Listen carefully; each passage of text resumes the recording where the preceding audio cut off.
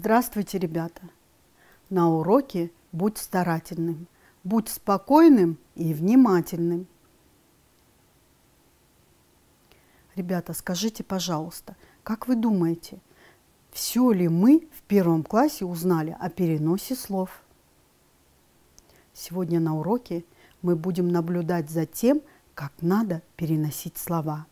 А в конце урока сделаем выводы о правилах переноса.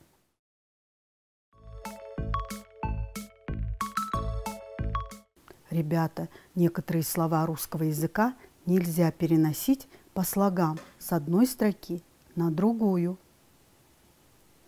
Узнаем, какие слова нельзя переносить. Давайте для этого рассмотрим поподробнее. При написании, ребята, не все слова могут поместиться на одной строке. Тогда мы прибегаем к их переносу с одной строки на другую. Вспомните, ребята, чтобы перенести слово, вначале следует разделить его на слоги.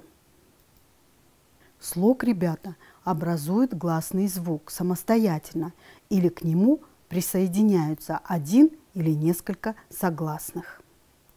По количеству гласных в слове определяем, сколько в нем слогов.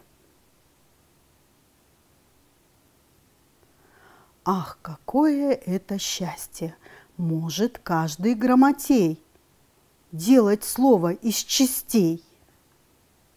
Запомните, минимальное количество слогов образует один гласный звук. Такие слова содержат один слог и называются односложными. Односложные слова не делятся на слоги. Например, сыр, дуб, жук, дом, лес, гусь, кот, пень. Эти существительные нельзя перенести с одной строки на другую.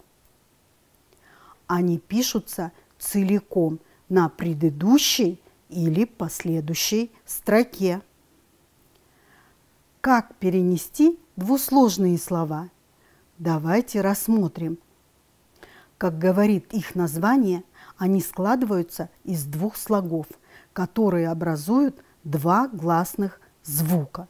Например, город, свеча, столик, роза, блюдо, корка, слива.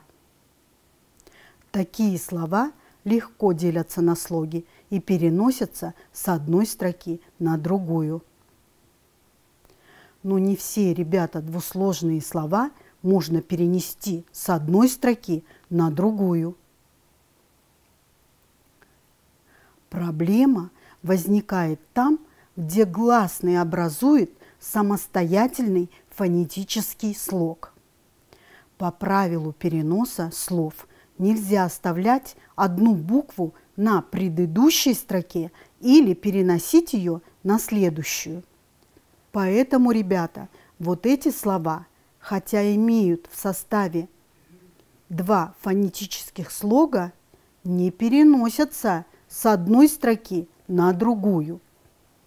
Например, аист, аул, имя, иней, утес, уха, узор, угол, осень, ожог, овес.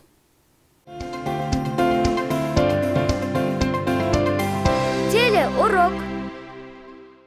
И, наконец, ребята, укажем небольшое количество трехсложных слов, которые тоже не подлежат переносу, поскольку в их составе сразу два гласных образуют самостоятельные фонетические слоги.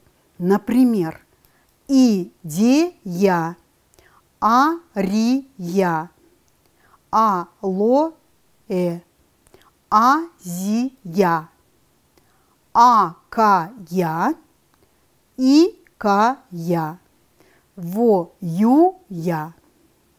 Эти ребята гласные одиночки присоединяются ко второму слогу, и в результате слово целиком пишется на строке. А теперь давайте проверим себя. Найдите слова, которые нельзя перенести с одной строки на другую, и спишите их. Юля, ива, лягушка, ученик, щавель, змея, гвоздика, пою, облако, язык, карандаш, эхо. А теперь давайте проверим.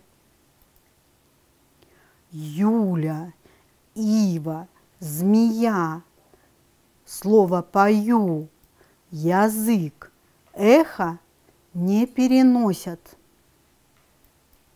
Молодцы, ребята! На этом уроке, ребята, мы с вами еще повторим звук «и». Он согласный и слога не образует. Мы с вами поговорим о том, как правильно переносить слова с буквой «и» краткое. Нам уже известно, что звук «и» согласный. Он звонкий, непарный, всегда мягкий. Для обозначения звука «и» на письме используется буква «и» краткая. В русском языке, ребята, встречаются слова с буквой «и» на конце слова. Например, чай, май, дай, лай. Также можно встретить «и» краткое в середине слова. Лайка, зайка, майка. Но в начале слова эта буква встречается очень редко. Запомните слова, пожалуйста, ведь они словарные. Йод, йогурт, йога, йог.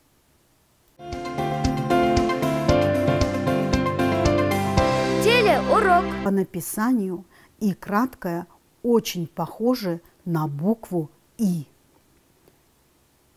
Запомните, ребята, звук «и» согласный и слога не образует. Как переносить слова с буквой «и»?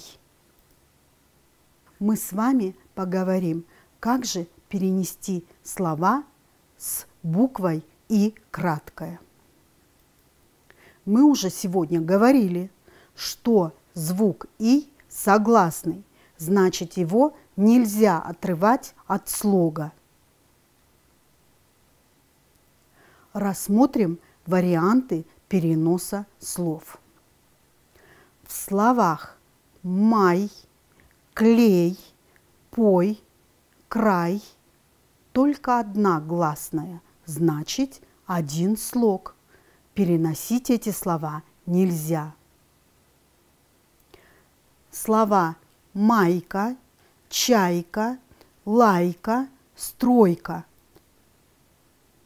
Две гласные, два слога. Переносим майка, чайка, лайка, стройка. Звук «и» стоит после гласного звука, перед согласной.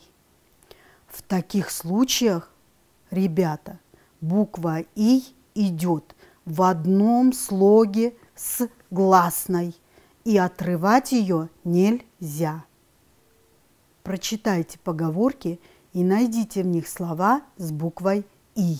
Разделите эти слова для переноса.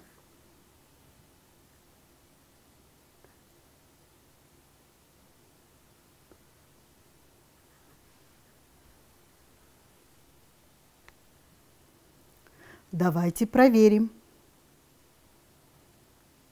Желай, глупый, умный, бойся, знай-ка, не знай-ка. Молодцы, ребята, вы с этим заданием справились. На этом урок окончен. Но не забывайте, буква «и» является согласным звуком. Чтобы понять, как правильно переносить слоги с этой буквой, необходимо запомнить правила перенесения слогов. Звук «и» при переносе не отделяется от гласного звука. Спасибо, ребята, за урок. До новых встреч!